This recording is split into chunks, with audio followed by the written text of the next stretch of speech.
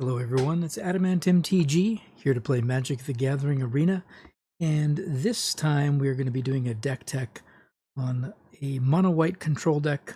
I've named it Purelace for the original, I guess, one of the original rares that you never wanted to see when you opened up your packs. The laces were just never really broken. Maybe someone creative and amazing built a deck based around the laces, but I'm going to look those up. Nothing much to talk about. Okay, so let's talk about this deck and what it's supposed to do and what it tries to accomplish. A couple of deck building sort of, I guess, barrier pushing or boundary pushing methods. Number one is the really lean land count. You've got 20 actual lands, 13 plains, and then a number of utility lands, and of course the Castle Ardenvale. Now, the Crawling Barrens are a win condition, and on the flip side, the Field of Ruin is there to deal with the opposing Crawling Barrens, which can be pretty rough against a control deck like this. So we have, of course, our end game is the Ugins. We do have 4 of those, although it doesn't give a number because, I don't know, the builder doesn't want to show you. But it's 4 Ugins. The inversion that Maria's Call, you could say, are additional land. And on top of that, you've got the 3 birthday parties for Meletus. And I suppose you could argue these too are sort of rampy cards. So all in all, if you look at the dedication to fixing the mana or getting the mana out, it never really feels like it's running lean amounts of land. Plus you can draw cards and stuff. So it does feel like it can get there.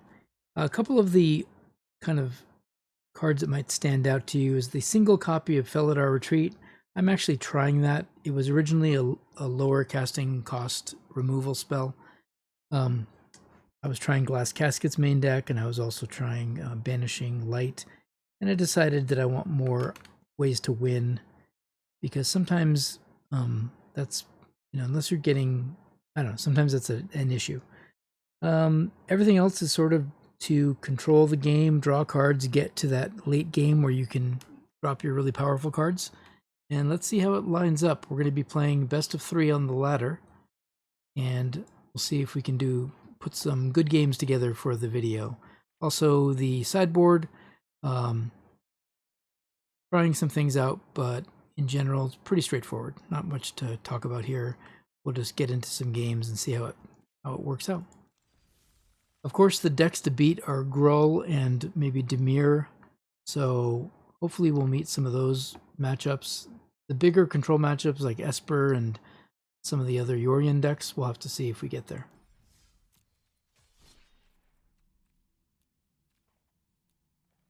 Traditional standard, let's get into it, and we're doing this without edits, so let's hope everything is smooth sailing.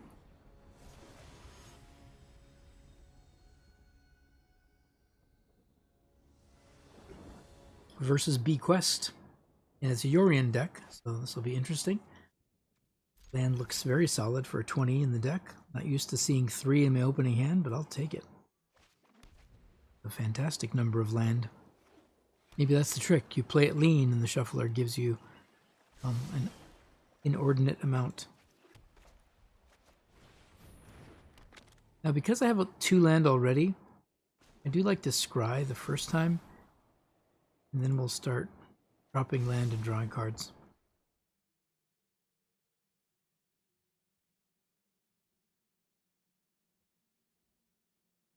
Drawing cards against a control deck is sort of where you want to be. A really good start. Maze Mind on turn 2 is pretty fantastic. So now I'll pass until the end step. Draw my card at the last possible minute. Last possible second. Sing.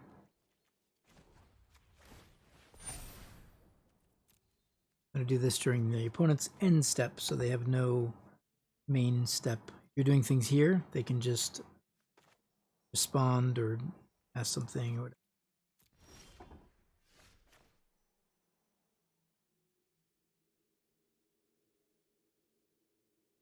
Don't have any reason to do any other thing but that and pass.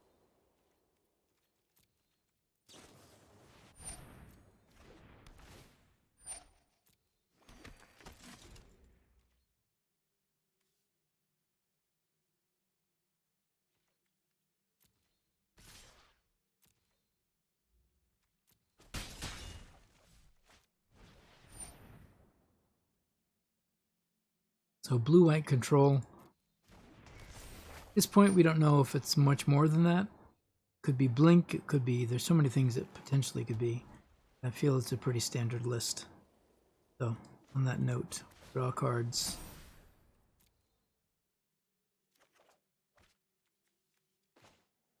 Draw.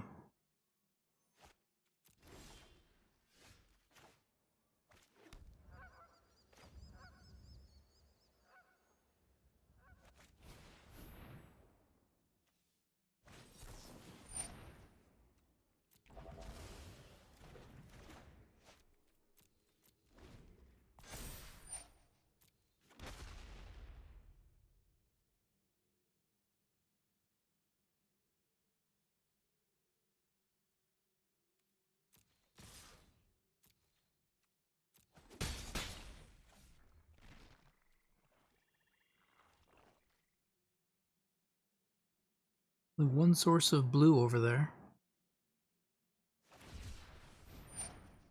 That. Drawn. Looks like they're missing a land drop, and not anymore. Found it.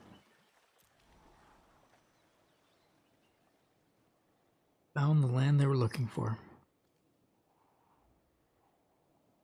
And it has enlightened them as they get to peek and bury.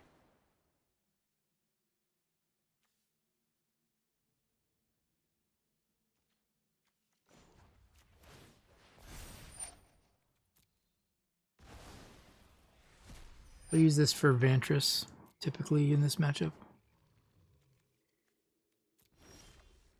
Could also be holding up another negate, so let's fish for the negate here. No delays, no stops. Good.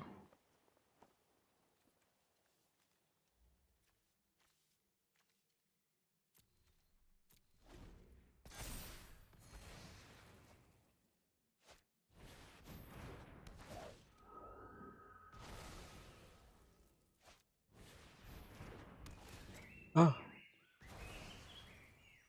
All those answers.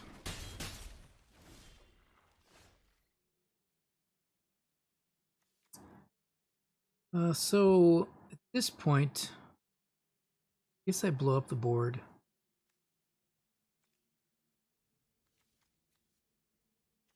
Ooh, I shouldn't, right?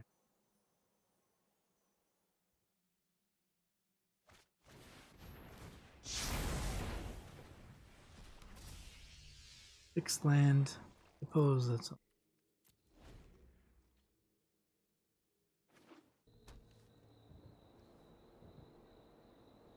It is Esper. Interesting. Was not expecting. So it's a Doom Foretold deck hiding out as a blue-white control. Didn't see it coming.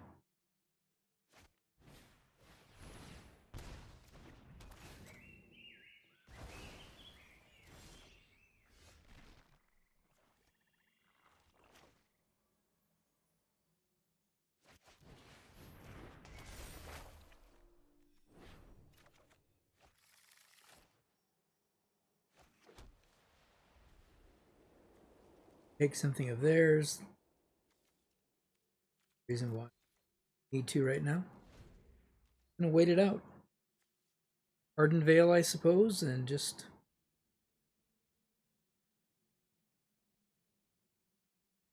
sit back.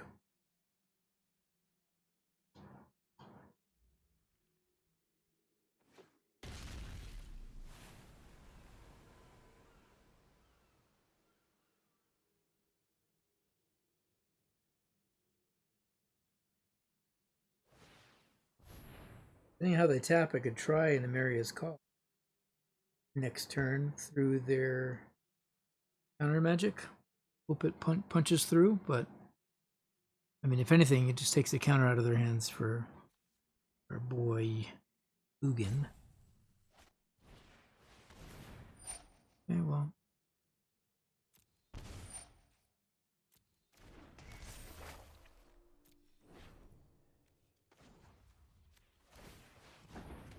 Take a card out of my hand, which I don't want them to do. Oh. Suppose I could ECD it. One option. To protect my hand. Or I could just not care.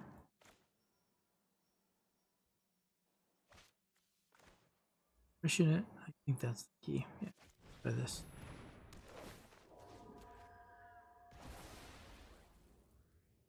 The most inexpensive way to handle it.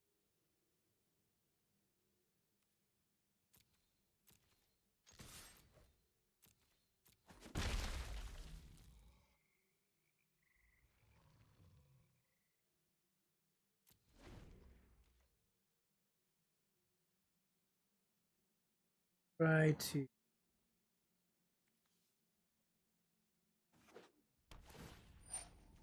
4 colors now? Okay. Time I think I know what this deck is, they throw something else at me. And that theoretically could be still Spur. Play that Triumph just white. Or they are even more insane than we originally thought, and they're playing all the colors except green. You don't need green when you have all 5 of the other colors. Because you only have 80 cards in your deck. Alright, nice and consistent. Like that. All the glass caskets, all the treacherous blessings, an 80 card deck. I guess it's reasonable.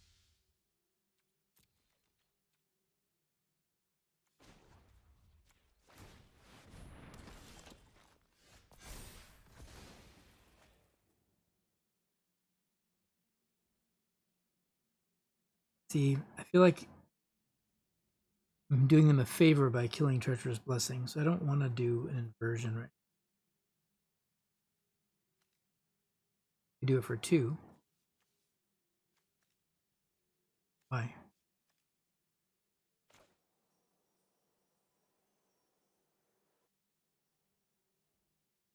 I have to count. Going for it.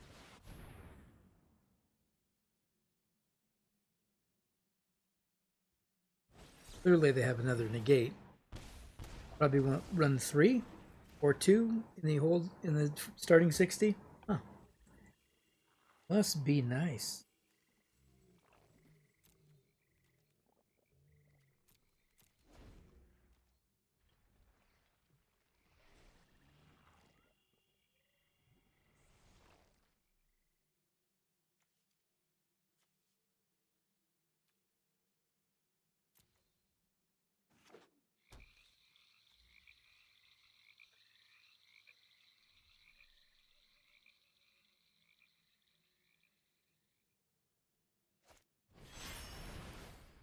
Here comes Urian.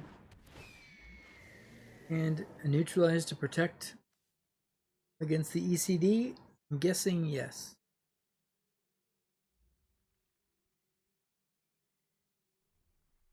Guessing they have what they need.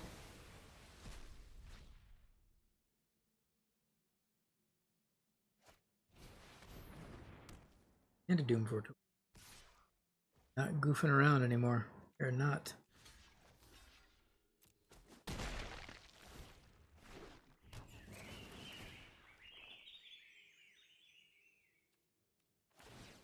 Tapped out, but there's a lot of cards. So they're going to recover very quickly.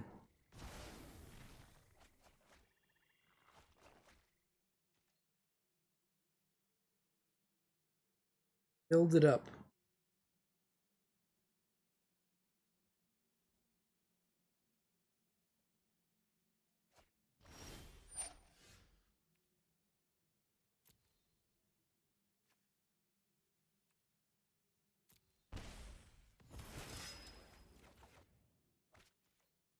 Alright, I'll have to clear the board and then go from there.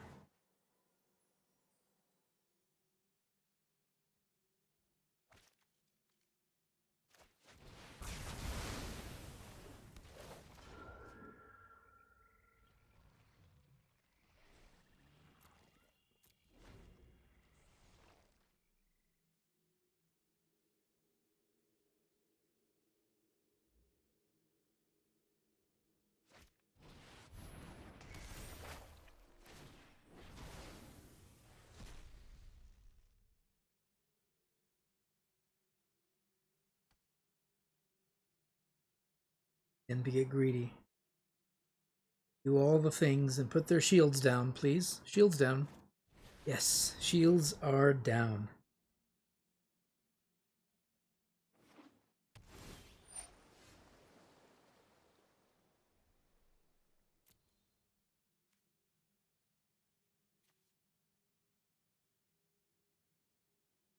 I don't want to play this game.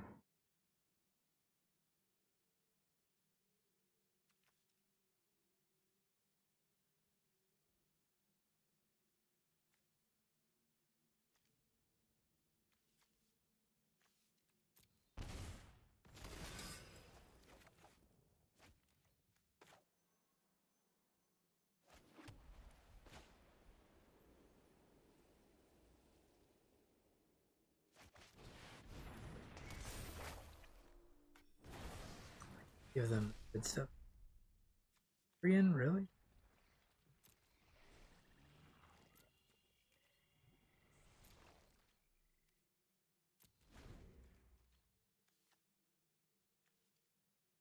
We need to start pumping the castle barons.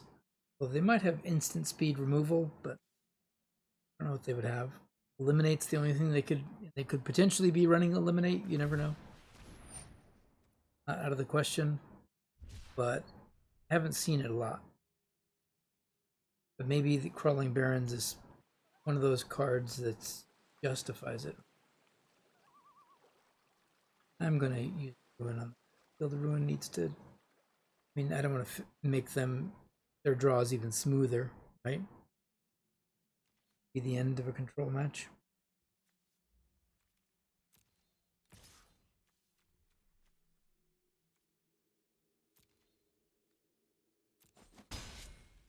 Up though. We need to do damage to them.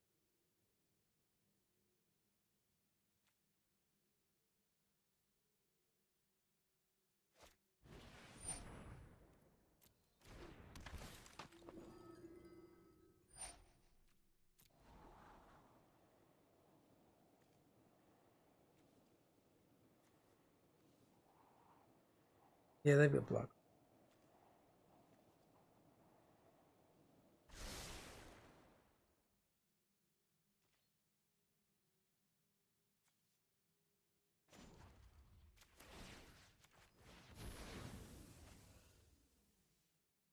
Let's kill it.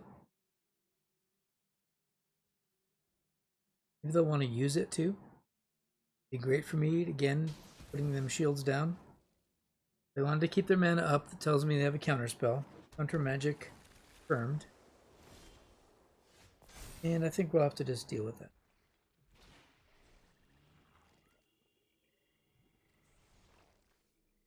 Much as I want to cast Amaria's Call, I feel like it's a mistake.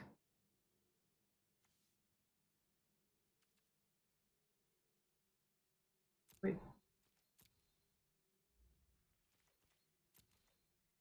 Do nothing.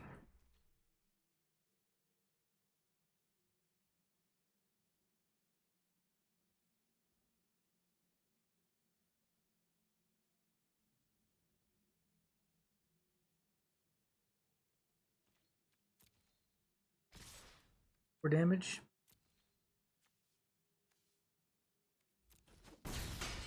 Sure do. Now, during your opponent's end step, when you're just activating the Barons, what you're doing is you're putting counters. You don't have to create. It says you may have it become a creature. You want to give as few windows as possible for them to kill that creature. So you're not going to make it a creature until you're actually going to be attacking with it. Don't make the mistake of clicking the Barons quickly, allowing them to remove it with instant speed removal spell. Show you what that looks like when you have a May Claw. Deciding if they want to cast something through the tax. Said no. So you do this, and you solve it. You decline the. So it still gives you the 2 counters, but does not make it a creature. You only want to Use it. You can use itself too, by the way. Eugene seems like a good choice. They have an option. Clearly, it's loyalty.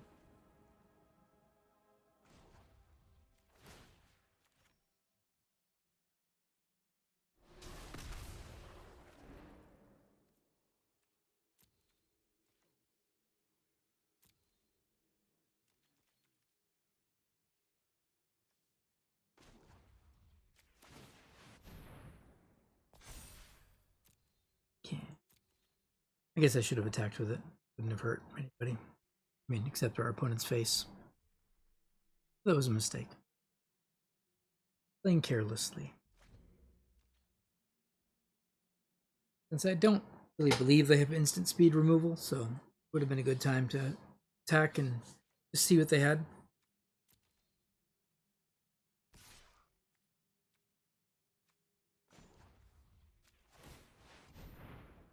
I'm going to do it this way in case they do have, sorcery speed removal. We don't need to lose our barons for a block of a 2/2. It's like bad exchange, in my opinion. So let's.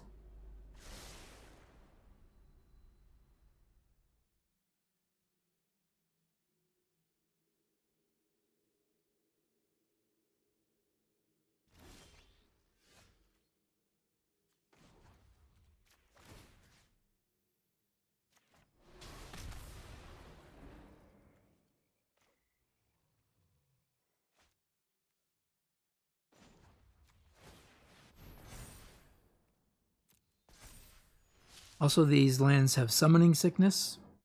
So if I were to cast this one and try to attack with 2, it wouldn't work. As an example. Because the card itself is what summoning sickness looks for. When did the card come into play? Not whether or not it's a creature. If it becomes a creature, it still retains its when did it come into play. So it would have summoning sickness. It would appear to have summoning sickness. Lucky for us, they had no answer. We might be able to ult good old Eugene here, but I doubt it. Doesn't feel like something that's bound to happen. Maybe they just don't have any good cards. Oh. That was two really bad 2/2s. Not bad in mind.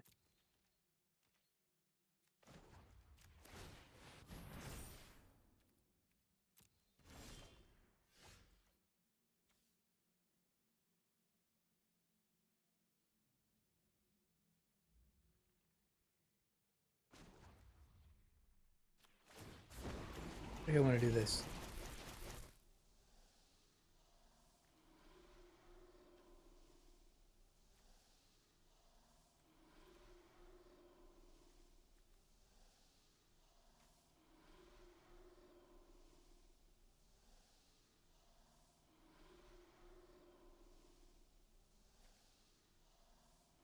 Seven?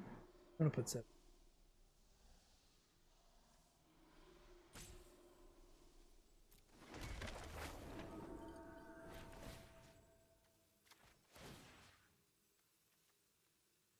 Oh, I don't like how they move. Because now I don't know which one. Darn it.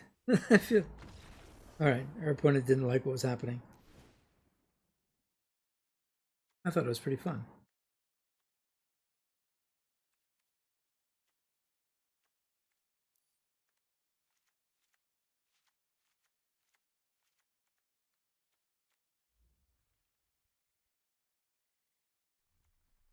Ninjas for kicks.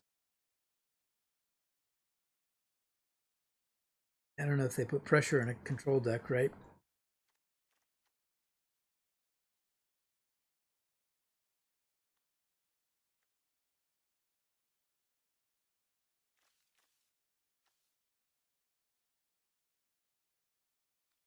Do they have shark? Or no, right?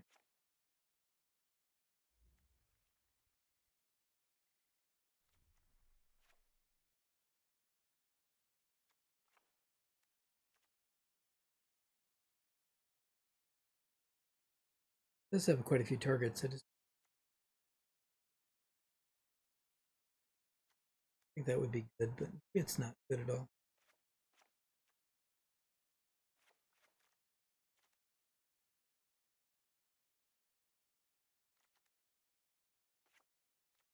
Seems fun. I don't know if it's good sideboarding, but seems like fun sideboarding. Go for it.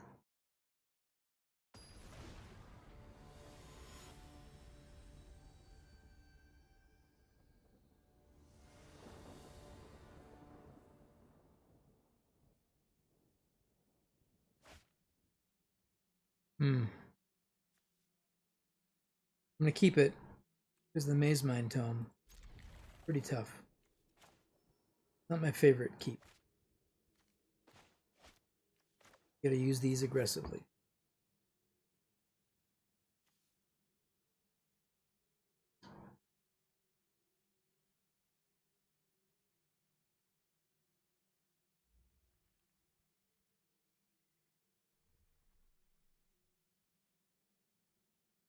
So I'm gonna try to draw into more lands clearly off the Maze Mind Tome. Up. We'll drop the inversion first. That's such a late game card. Turn. Deciding on a tough keep. Well, now that I have 2 planes, I might hold the inversion and just see if I can do it the we'll do it the fair way first. If I have to drop them, I will, but that time I know what I'm working with. Again, because I only don't have any, I have to hit a land possibly, or I mean, I'd love to hit a land. I'm going to scry here and then draw. I keep that. Greedy, greedy.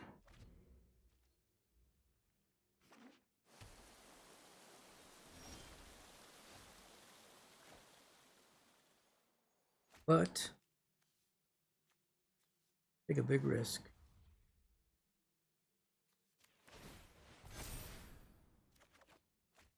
Get off. Look at that.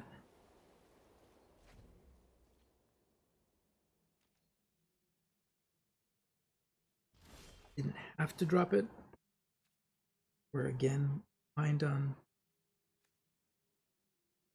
great land draws. Could pay 3. Danger of any threats. Maybe that's the play.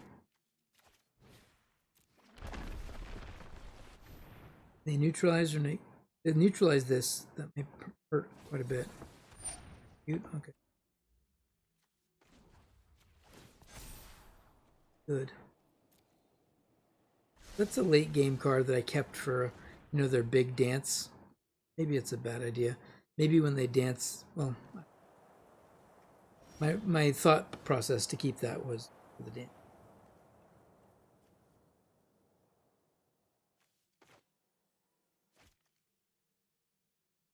Drop right now.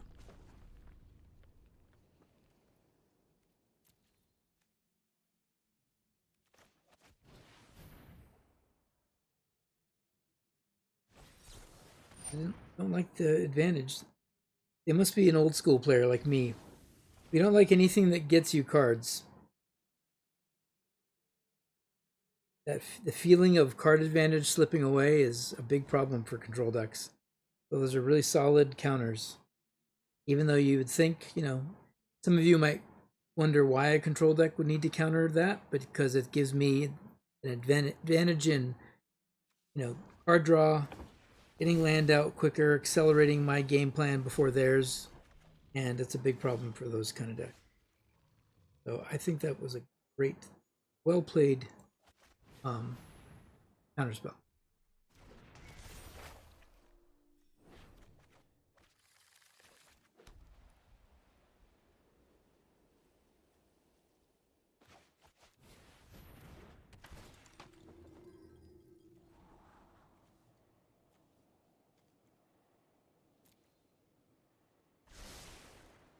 Needing to put continuous pressure, pretty solid.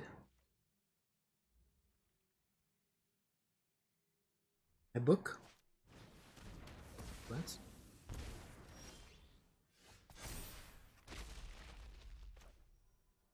Wouldn't have done that without cover. My opinion. We have 2 Baneslayer Angels, though. That's kind of fun. Let's see if one hits. We're just throwing this out there. It landed? What? Right. They have an answer. That's clearly why they allowed it. Because now they will slaughter it. By slaughter, I mean...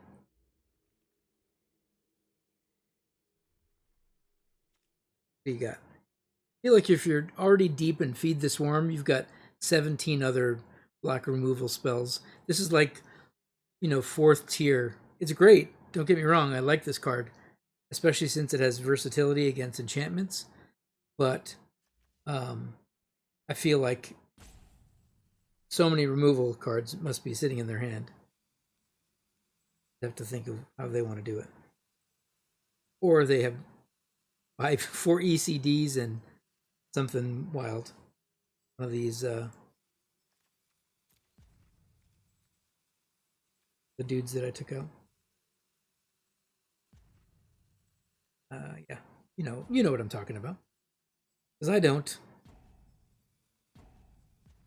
Are they behind on lands? I'm not sure. Seems like they might have a little bit of a frustration here. I feel like I'm way ahead of them with my rampy stuff, and that's gotta be rough. That it. I think they were in a tough spot. I don't know if that's an oops. I think they were just in a tough spot. What are you gonna do? It was my oops. Not making tokens or something.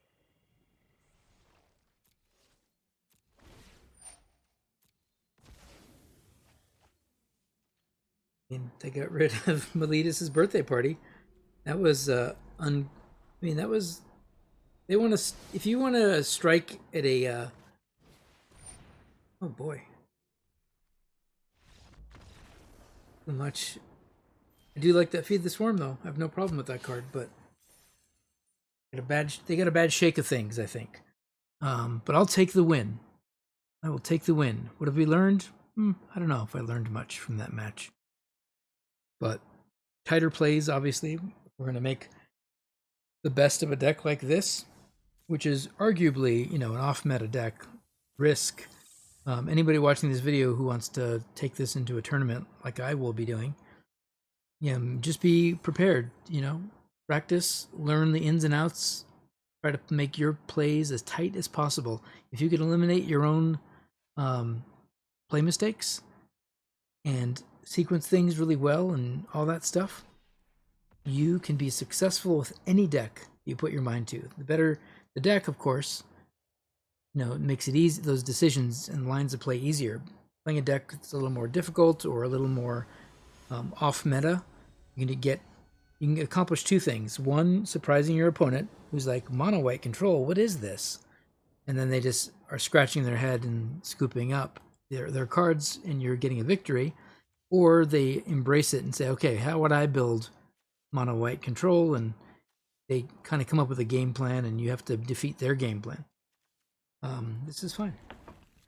What their game plan is, you have to understand as they start revealing land and cards, and everything that your opponent reveals is an indicator of what could be in their deck. Even as silly as an avatar and sleeves, you can learn stuff. I mean, it's probably a stretch, but you'd be surprised. People put a lot of thought into their avatars and their sleeves, and that thoughtfulness can be revealing.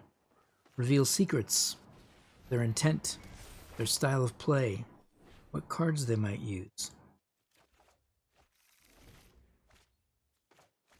Reading your opponents, even over a digital medium, gives you an advantage.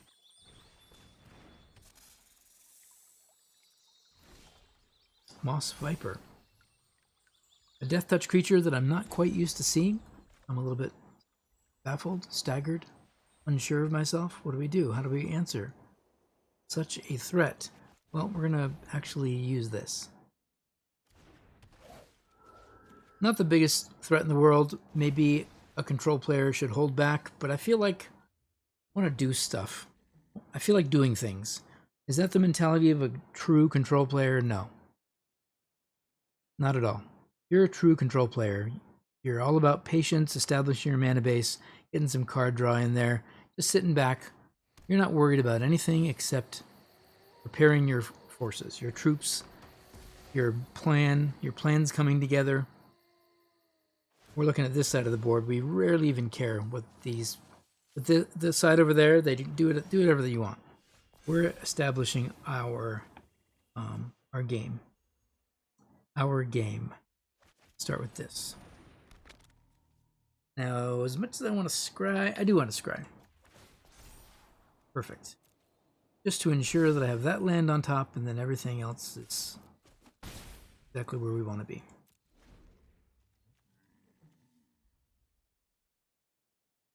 Seen a few Abzan lists recently that we should be aware of, but I haven't played against it, so this will be good. I feel like our deck is like, this is right up our alley. This is actually where we want to be. Because it's not fast enough to crush us, and it's our power. Our big top end is way better than their top end. So if they're not going to kill me fast, and we're just going to grind it out, they're in for a long grind. That's at least the way I see this deck playing out. When I sort of project a perfect draw or an average draw against their average draw, without even knowing, just basically by knowing the type of deck this is. It's very mid-rangey. It's got good creatures, good removal, and it just sits here, just doing this thing, this grindy thing. It'll have, it'll have just good cards. That's fun.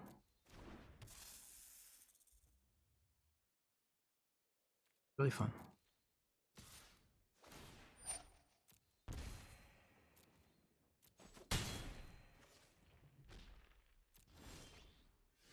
In case you didn't know, we're killing everybody. Everybody dies.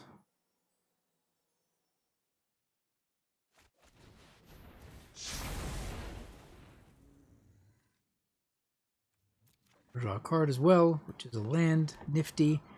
We can draw another card. I'm going to wait, though, because they potentially could have sorcery, speed, hand disruption. Do I believe that's going to be true? No, but they could have it. So why give them an opportunity? See the card. We'll hide it in right there. Only grab it when we have to. Very end step. Oh, love that card. That is some good things.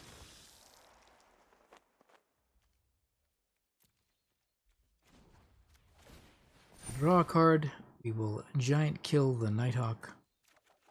That's what we do. Perfect. Get this. We have only one card left. How do we want to approach this, right? I want to end the game sooner than later. So, that game.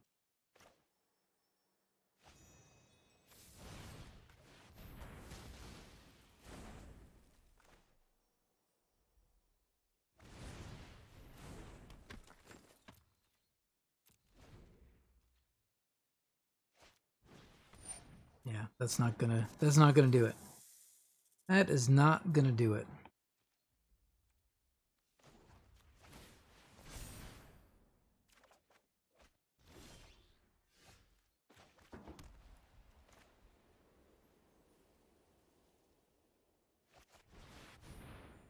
Time. They still have plenty of removal to use against this, so I'm not gonna be too greedy.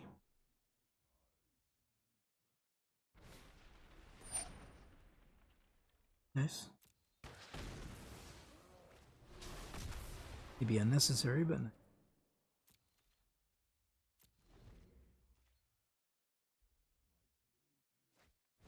look at that. Nice top deck. Oh gosh. Oh, that's fantastic. Played.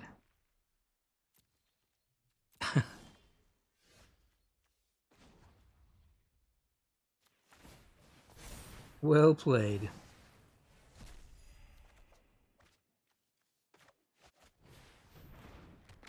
Need to find action. Could be making Ardenvale tokens as well, but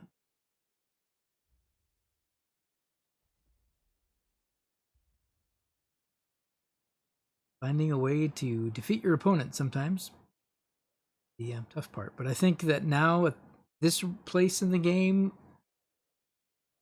what are they drawing except one for one answers?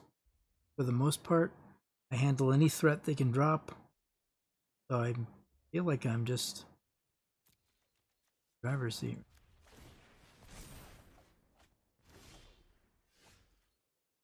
Good old fashioned extra Ugin. You know that's you know that's the answer to it, right? Um, walk right into it. I don't see why we shouldn't. Pew! Ghostfire our opponent. It's the turn.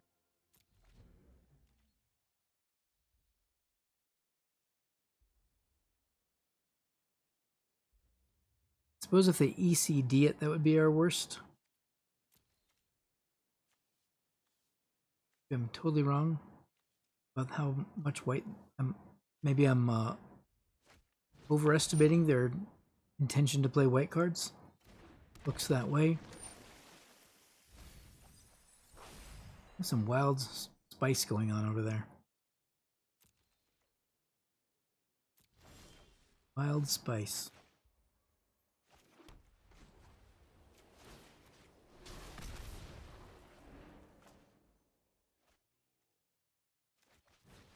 Angel time.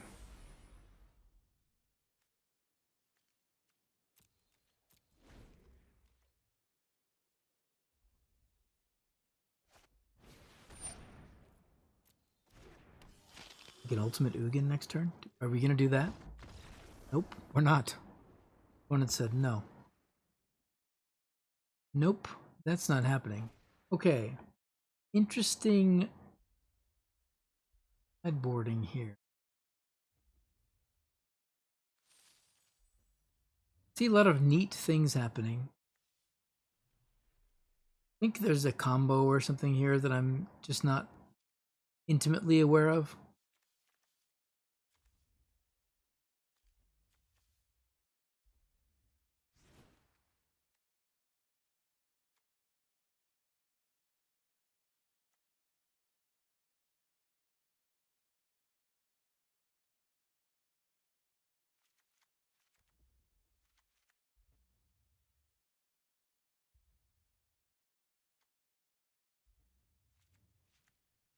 I think they just destroy all my creatures. I find myself taking these out. Maybe more than I should. Fun. Strike is fun.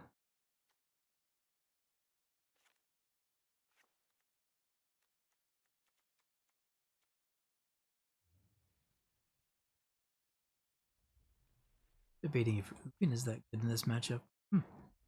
Let's see what happens. My sideboarding, for those of you wondering what I'm doing through that process, I'm sort of winging it. Try to feel what cards feel good and bad, and sometimes in that 28-second window to sideboard before you get roped out, sometimes I make mistakes or I reconsider, like, oh darn, hold on. It's tough when you make a sideboard mistake that you regret, like you actually get it, or it doesn't work the way you thought it did, and then suddenly you're. But I bank on the fact that maybe it won't even show up and no one will notice. See? It's like that. Sideboarding. That's the secret right there. Play people that are fed up with your deck. They don't want to see another card. Can't believe they lost in the first place. They're going back and retooling everything. Because who runs mono white control on the ladder? That's the secret of off-meta decks.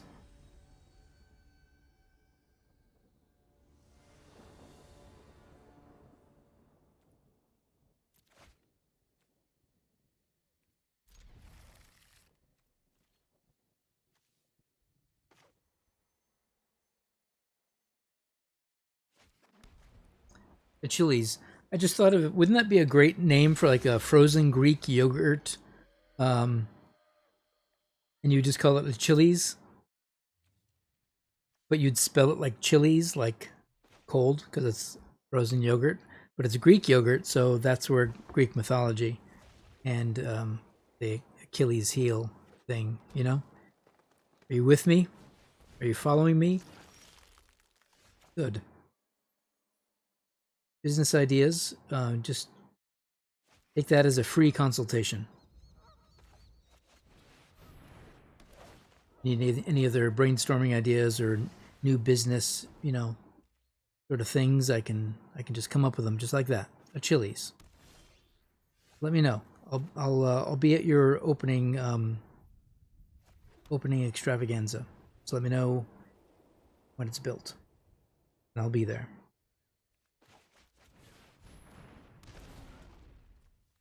People playing.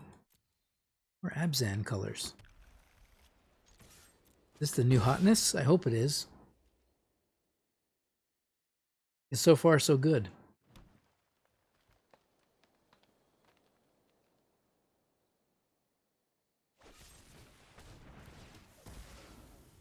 I like that card a whole bunch. That's probably the reason to play these colors. 4 of those. It's such a good card, right? Feels powerful.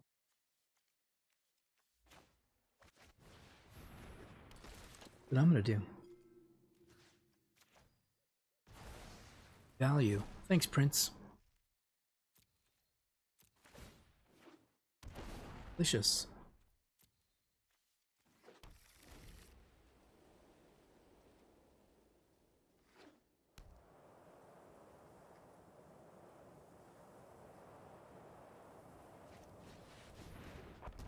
Another Gargaroth. That's a big, mean, scary card. Or is it?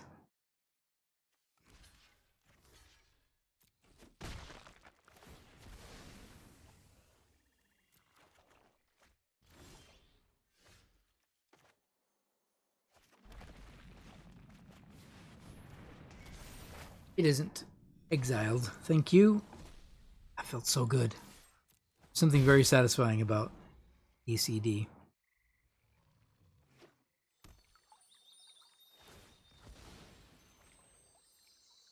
Extremely satisfying.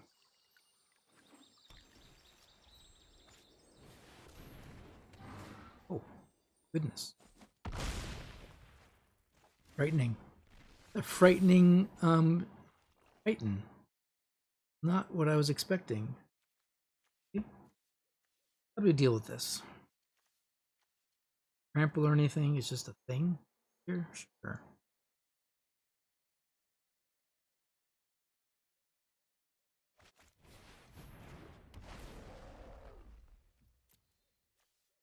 This is the play. Okay. Yep.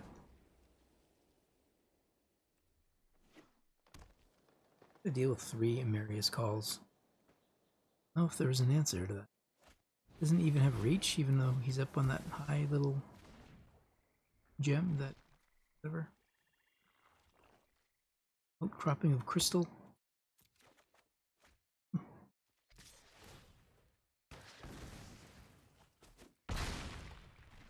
Too good. Alright. I messed up. I should have killed it. Gotcha. Roger. Should have killed it when I had the chance. Not making me happy.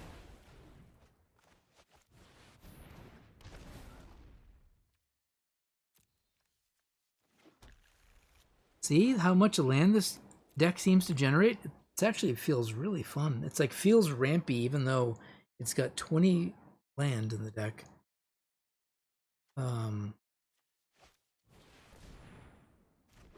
Fine. Loving this boomer card. Now this is a boomer card that a lot of people give people a lot of a big hard time about the cards that in our day felt like they had so much value. It was broken. You'd throw them in every deck 100%. And now it's like only certain decks even can maintain a card like that. But this deck is one of them. Feels great. Feels great.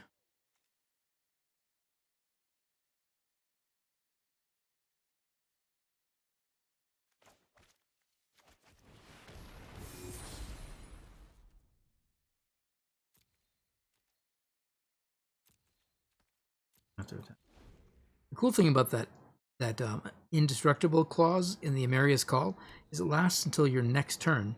So it's a really interesting and fun, because now I've got a blocker for days. That's fine. We expected that. 1-for-1 removal, but we get another, well, not anymore, but you know what I'm saying. In a perfect world, everything would have been amazing and incredible. Now, nope, not so much. They'll blow all their stuff up. We want to use Field of Ruin now on Castle Lochthwain. At this point in the game, I actually think yes. I don't want them gaining card advantage on us. So that's... Field of Ruin has felt really good for those of you having doubts about that card. Really enjoy it. I feel it's doing exactly what I want it to do.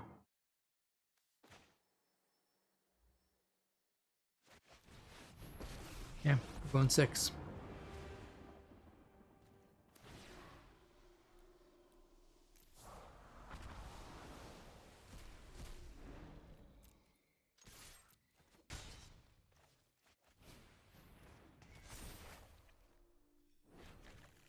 Feels so good.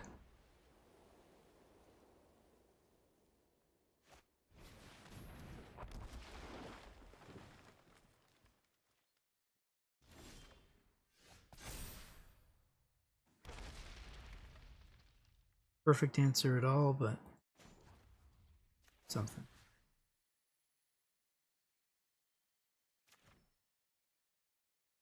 Blast 'em.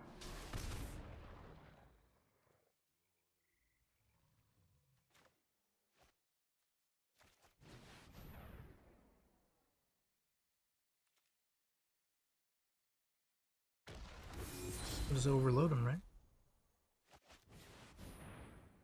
Overload them with things to think about.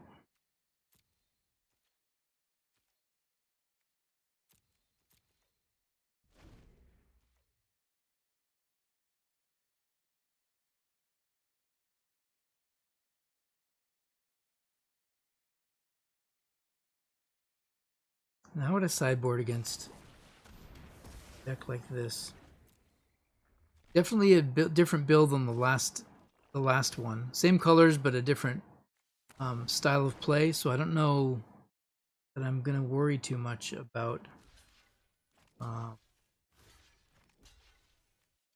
graveyards. And here they have some recursion. I'm just trying to maximize my blocks, prevent anything going through, because I'm indestructible anyways. It doesn't hurt. Who's sure? UI terribly bad. I'm not great.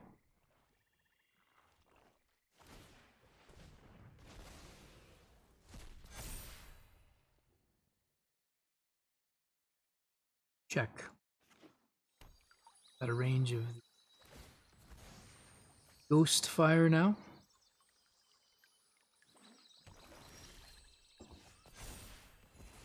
ECD. Perfectly on time. Thank you so much.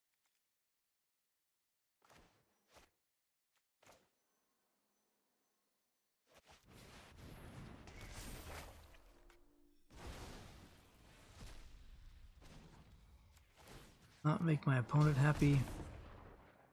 So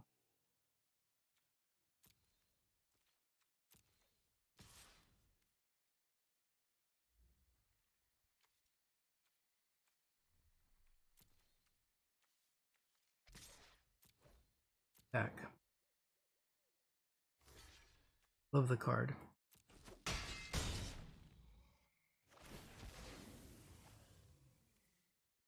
Save the Ghostfire until after those blocks, right? That would have been the smart move. Now, kill it. Gave them options, and that was a mistake of mine. Won't let it happen again. In the next 10 minutes. Promise I will not make that mistake. Let's draw. I knew that was going to happen. Perfect. You're going to scry too. Lots of options.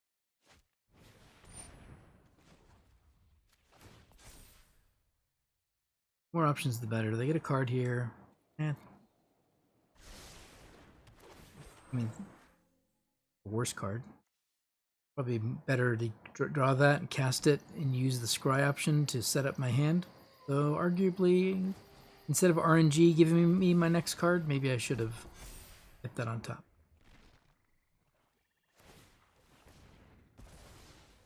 And life, and they're doing all the good stuff. They drew some really good cards. Need to get rid of that. What's I gonna?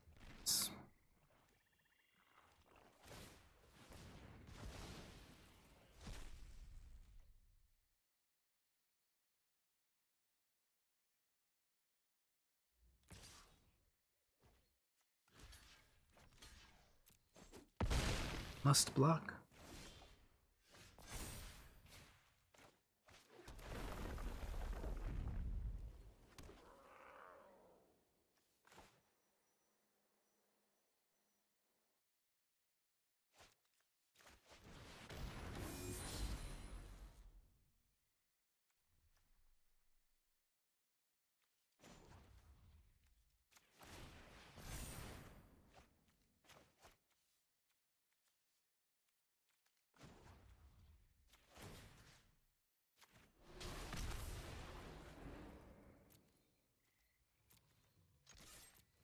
Can we get there? Can we do it? One card to draw.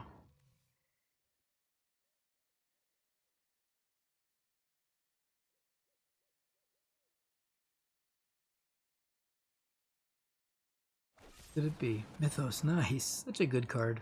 Such a good card. Be right now. Actually, just well played. Well played.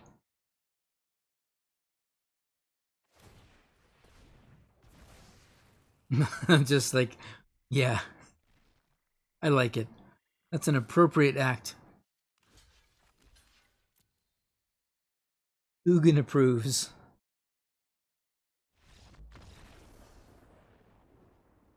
Ugin approved salt. That was good. All right. So, ooze is really powerful. This is actually pretty interesting against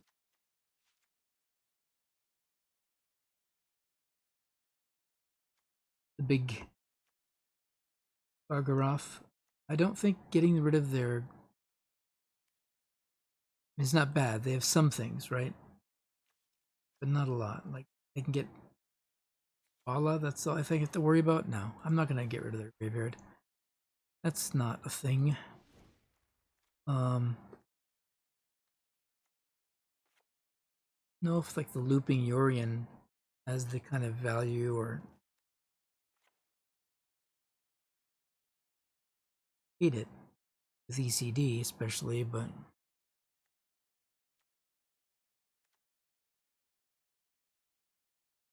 does this feel weak? I feel it feels weak. I think this is weak.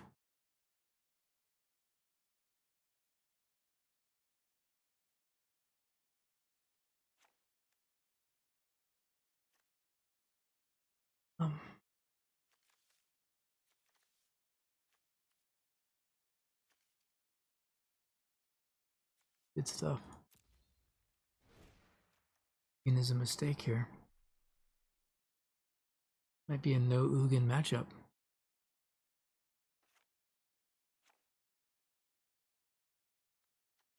How about if we just take...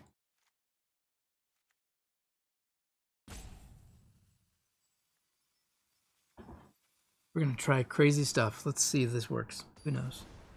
Feels like they have a lot of removal. So throwing that Baneslayer in is just like haunting them. Just something to you. Just you have sideboard cards you might want to use. Let me help you out. That might be throwing them a bone. Ah, well, that's interesting. Of course. The spell that costs 5 mana.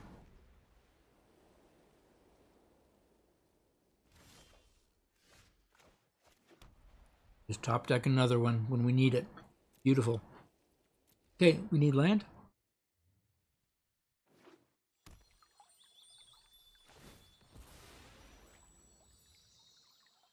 I'm preemptively assuming we're not going to flood here because we've drawn all these cards but have no land to show for it. All right. We're so close. Like the nightmare, being stuck at 3. Ah. Uh-oh. Not good, but at least we can do something.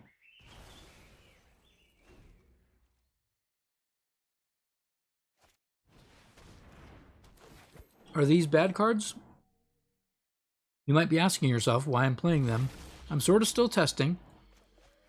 But I don't think they're as bad as we all are collectively thinking that's a bad card. Be open-minded and think about what it can do. And if you're still convinced it's a bad card, probably not going to argue with you.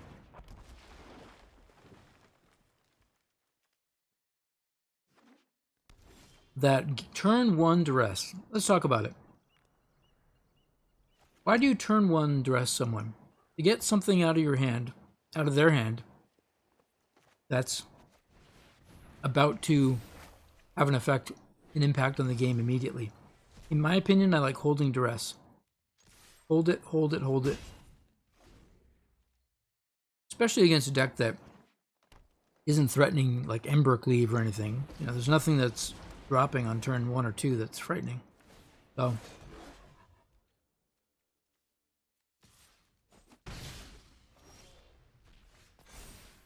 just consider it. Bro.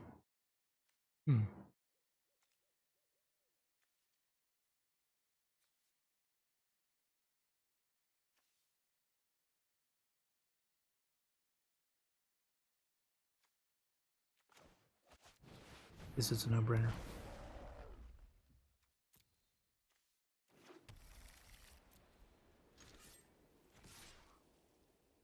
I don't know if this is the play.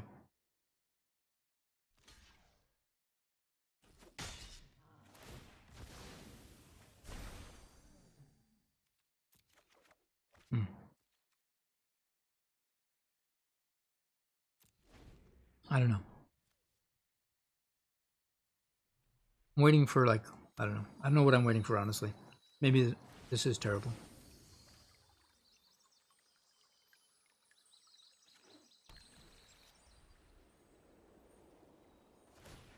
I don't know what to...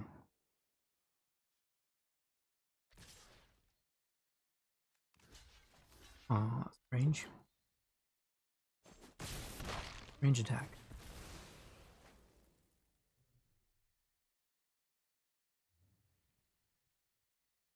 Eric's a problem. Wondering.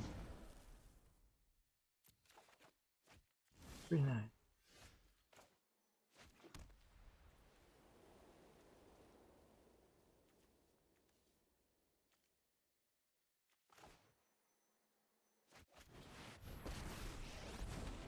I get that back and they kill it.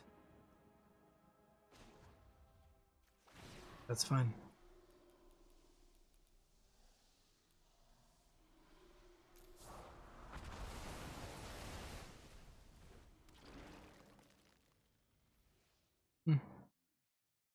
What can I do? I think I have to think that's fine.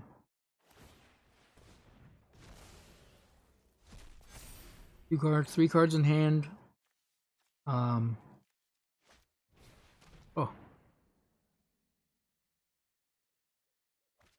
Yep.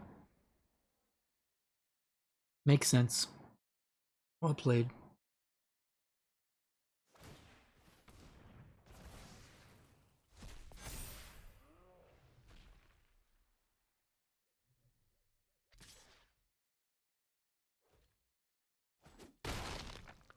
Everyone hates Eugene. And that's true. So playing a deck with 4 of them, I'm used to it. I'm used to it. This is just a no-brainer, right? Yeah. Again. Probably pop Eugene and whoever else he was.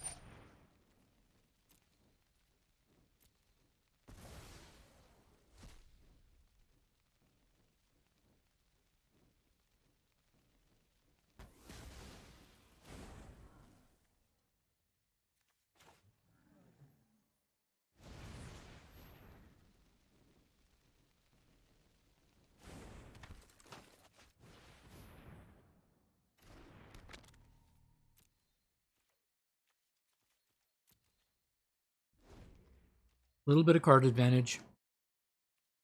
Peel out ahead of them. Nice. The card from my hand, graveyard, all those things I guess are fine.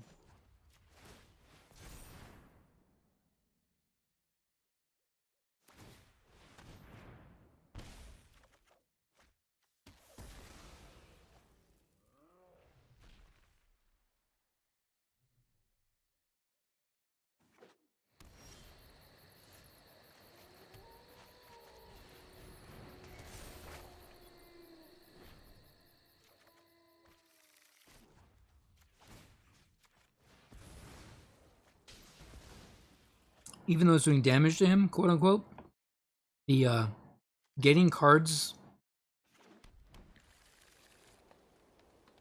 is maybe one of the most no one speaks of it. I mean, people do talk about card value and card advantage, but to the extreme that every single exchange is important, more than life, in my opinion. I'll take damage to remove the ability of my opponent to draw cards.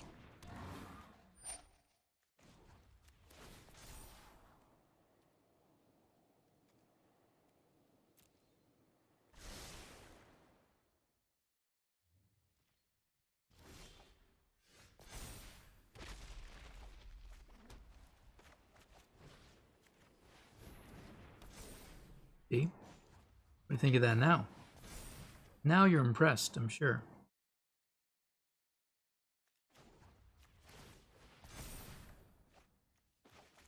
Ooh, need to get that down. All right, that's our WinCon. WinCon income.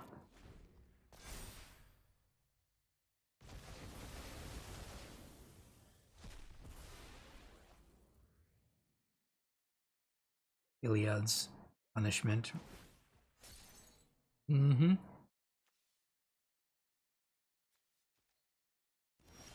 Bad Kolga. Loving this.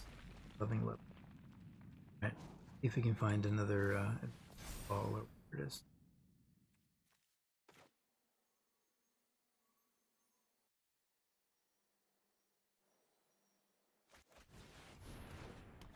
Despite the fact that they most likely have removal, still give me fresh Maze Mines seems cool. We'll fill up the Barrens next. Ready to swing. Oh. Something.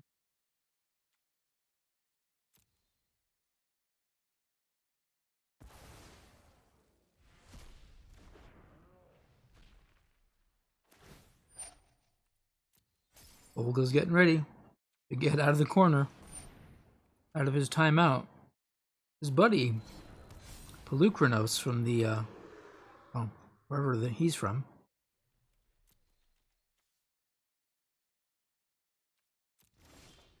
I got something for you as well.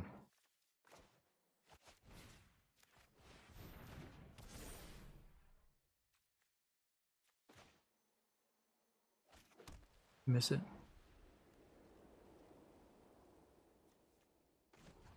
Alright. Get in there. Taking the action. Doing it again.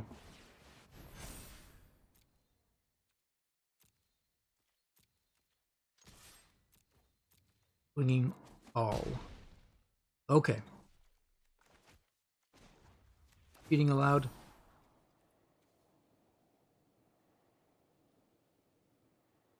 Guess I'm kind of worried about them if they get out.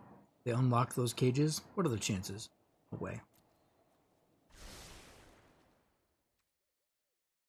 You can bounce them. They're auras. That's beautiful, isn't it?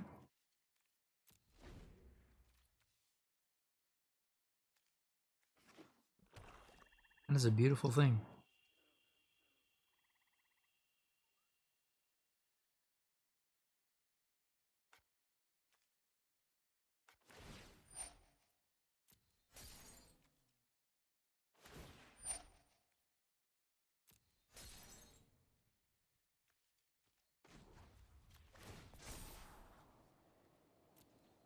Of you.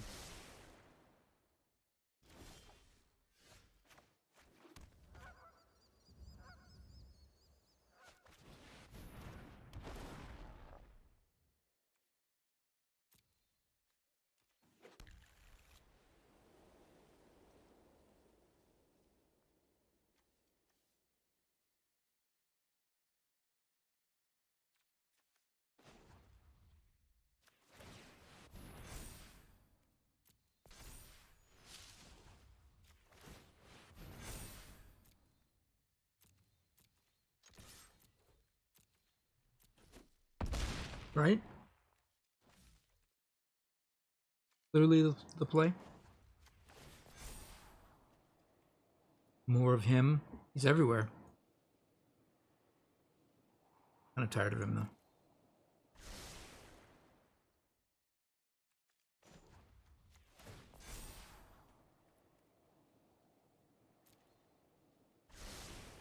Maybe we need that. Probably not, but...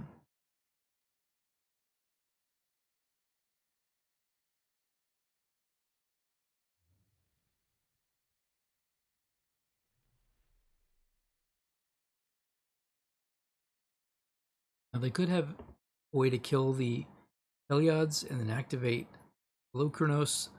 You know, they have so many potential plays, but they're at 5.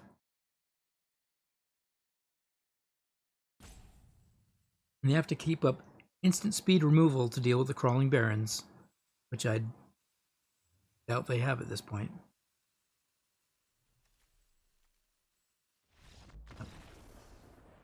Felt overwhelming.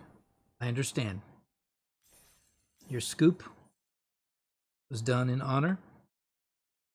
It's hard to play against this deck, especially against these slower decks. I feel like I can outgrind anybody, but maybe I'm just on a lucky streak. I don't know. Leave your comments below. Let me know how you like the deck, how you want me to play it differently.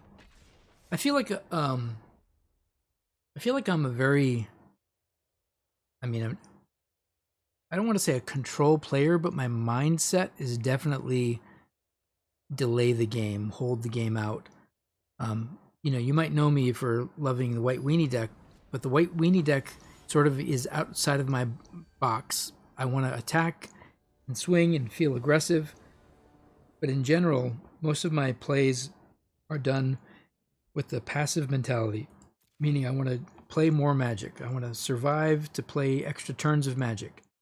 I'm not really thinking of how to kill you quickly.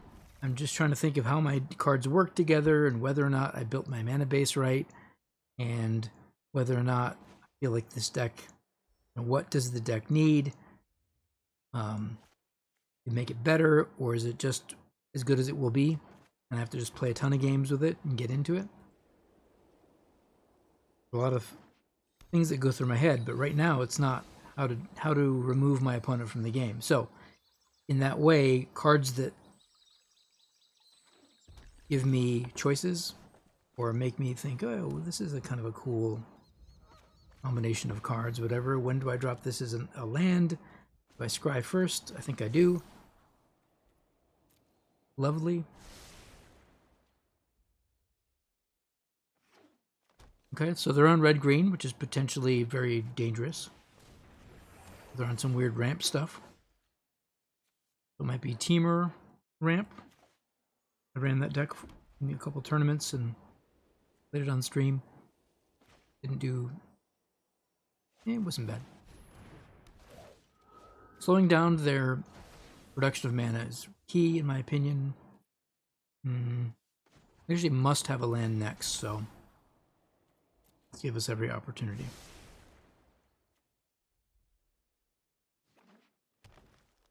You can do it like I did, and then also put a stop here so that you can activate now. Sure, especially when you must have a fourth land, which is what I must have. Now that is, but I already have a fourth land, so let's just bury it. And let's draw it. Beautiful. It worked perfectly, according to plan. And that feels good. Make some risky or some, yeah, a deck paid off. Manipulation and these cards used in the right timing and sequencing, and you're doing really well. Look at that.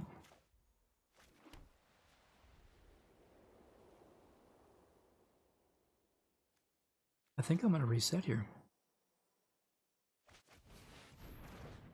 I really feel that that's the play.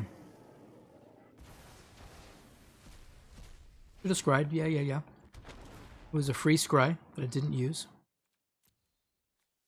Inexcusable.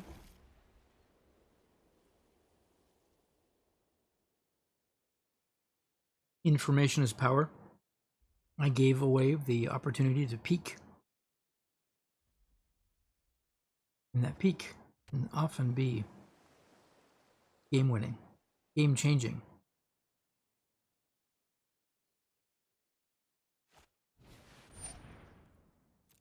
I'm not being too hard on myself. The idea is to kind of, as things develop in the game, help know where I think I made mistakes. And more importantly, if you see me make a mistake that I don't catch, because I try to catch them and talk about them. But if I do something that's out of sequence or a bad play, I think that would be cool if you said, hey, on this particular moment, or just timestamp it and let me know. Could have done something differently, could have changed the pace of the game. Some stuff is hearsay or hard to speculate, hindsight, I mean.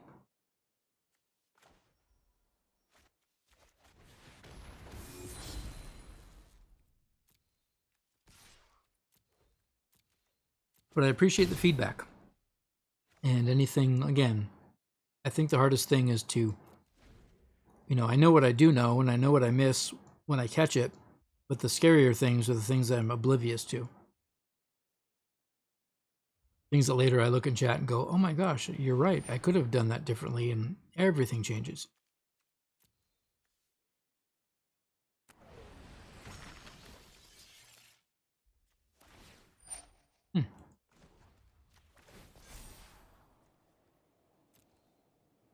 I think so. I think that's the point we're at.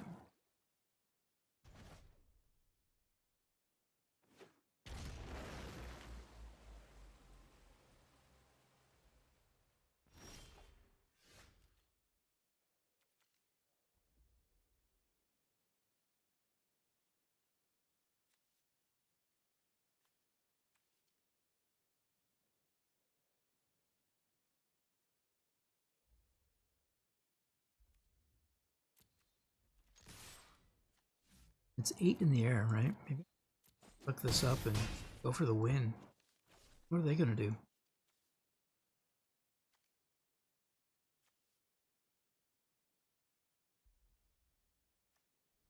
Was that a mistake?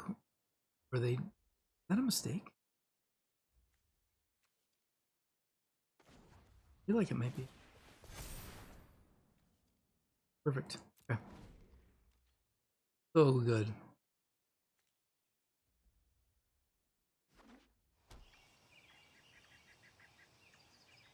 Unless you mutate on the shark, is that how it works? That is good.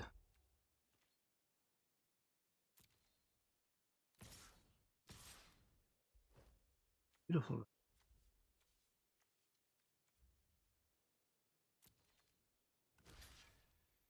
Anything wild happens, I just yank. Some out of the blue Ember Cleave or something outrageous that I don't think they can cast.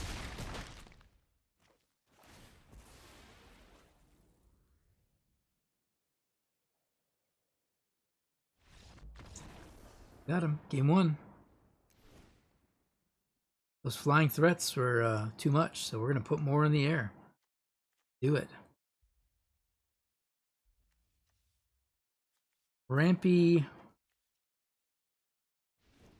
stuff. All abilities.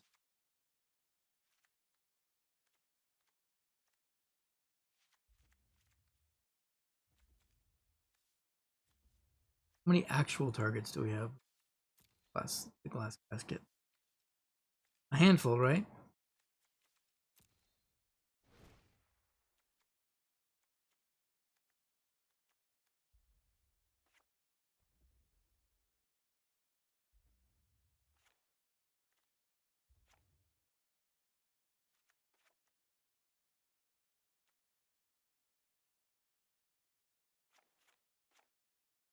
Am I right to take them out so often?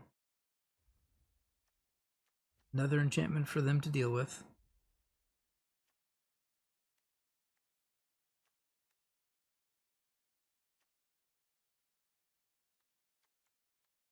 Targets.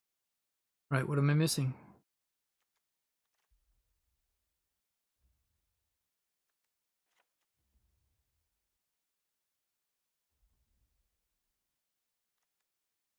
All right. Oregon.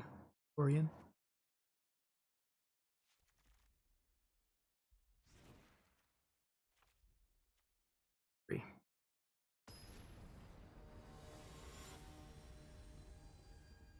Okay, so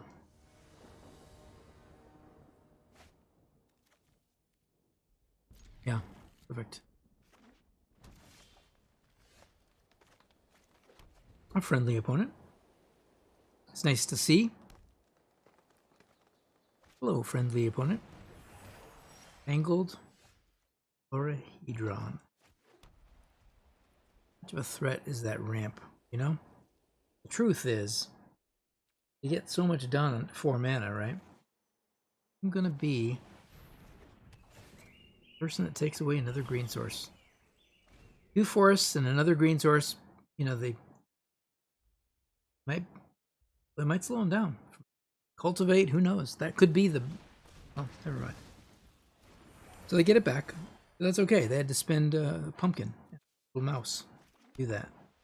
I feel like we're justified. 2 mice and a pumpkin. Not much of a price to pay. Get their tangled Chlorohedron back. That's why they needed the 3rd mana. So now, we ramp out. Way to win this game. No apparent path. Victory. Razor. Card that lets me draw a card. Fantastic.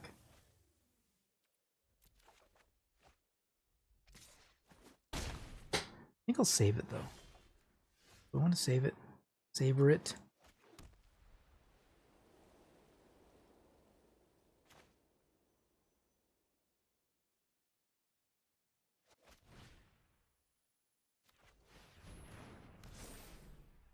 We're gonna do weird stuff like that. See how that makes them feel.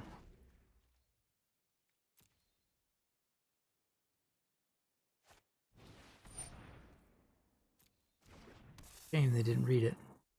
Feels like they'd be mousing over that card, wondering what the heck it's doing in my deck.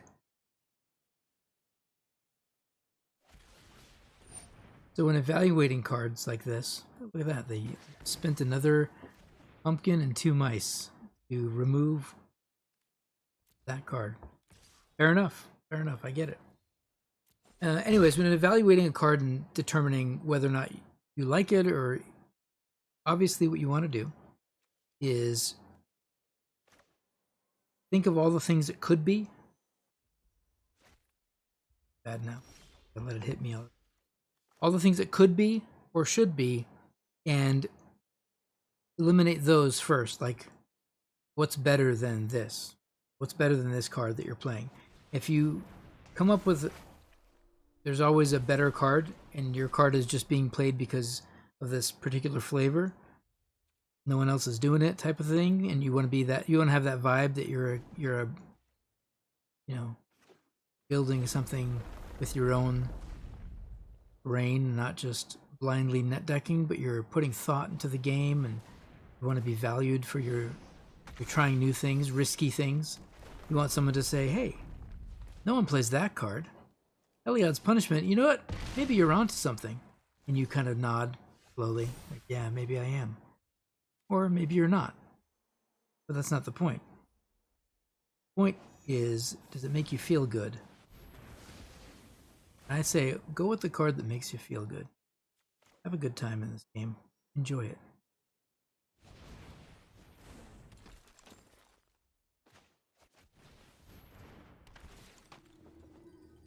We're going to scry. We want both of these cards. Love both of them. I have to have this one first anyways, because that costs 7, so I think we do it. Sense anybody? Like it just did to me.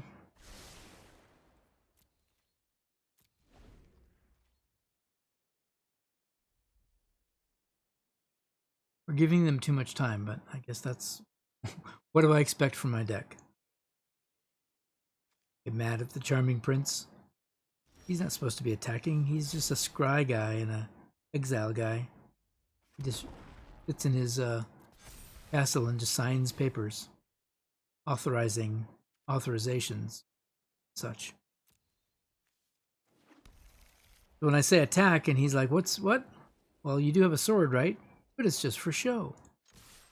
Your sword is just for show? Well, get out there and show him. Ha ha ha! The prince is forced into combat and faces a giant pouncing shark. But he survives because the giant killer steps in the way. He is not slaughtered.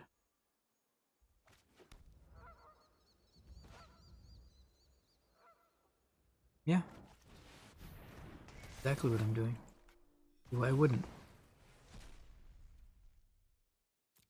It feels fantastic. What cards could they have in their hand? They're gonna stop me. Beginning. Odd noise. Take it. Then let me punish it. Bankings all around.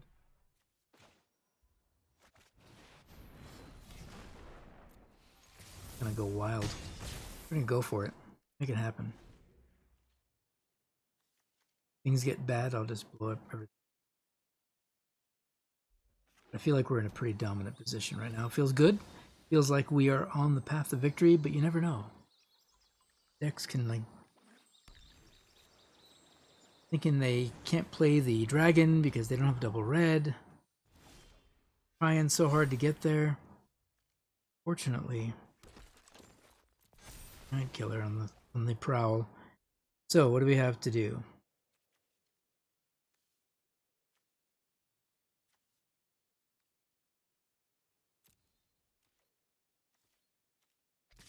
This way.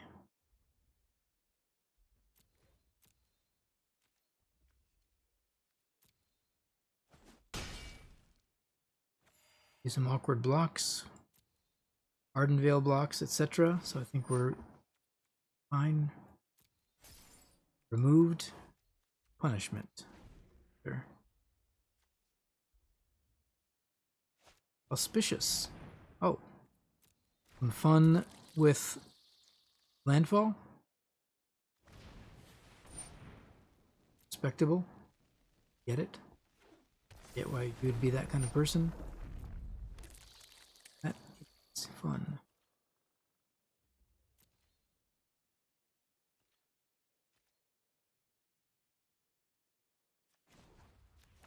My turn. What is our plan? We have a plan. What is it? I feel like we should have a plan. Be winning like very quickly. Oh yeah, it's clear what the plan is. Unless that's a negate, which of course it's a negate. Why wouldn't it be a negate? Let's fish the negate out of their hand, so I don't have to embarrass myself by thinking I have lethal. Is not the negate somehow magically, not the negate. Swing and we do Ghostfire, Banefire.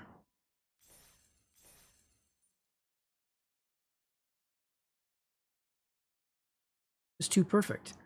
Okay, so I mean, we did good. See, our total stats for that deck are currently 12 and 6. That's getting to be a bigger sample size, and that's a pretty respectable win rate for best of 3 on Platinum Ladder. I mean, I'm getting there, and that feels good. So hopefully you enjoyed this video. Maybe if you like it and you want to see more play with this particular deck, we can definitely do that. Because obviously you learn from every type of opponent in every match and see how things are played. Again, feedback is more than welcome here. Constructive criticism is perfect, but if you don't have a lot of time and you just want to even say you're a bad player, and that's the only comment you want to leave, that's fine too. Because I'd like to get better, but I don't expect you, or I don't believe that anyone has to spend time on the internet typing out at every one of my punts, at 8:14 in the game, Adamant MTG. I noticed that you moused over the land and let the auto tapper tap incorrectly for you. Although it didn't cost you anything, you might want to be more aware of the auto tapper. Punt number 11. Punt 12 at 9:15. We noticed that you played terrible sequencing, and we were wondering if you even read the cards. So those comments are welcome. I think that would be funny to be super overanalyzed. But again, I can't expect you to all be willing to take that time. But if you are so inclined, please do. Follow, like, subscribe, hit the buttons. Super professional YouTuber here. I'm a Twitch streamer. I don't know how this works, but I'm doing my best. If you like the content, please thumbs up, tell your friends. Because it's fun to make content. I need to do more of it. And let me know what you like. Take care, everyone. Thanks again.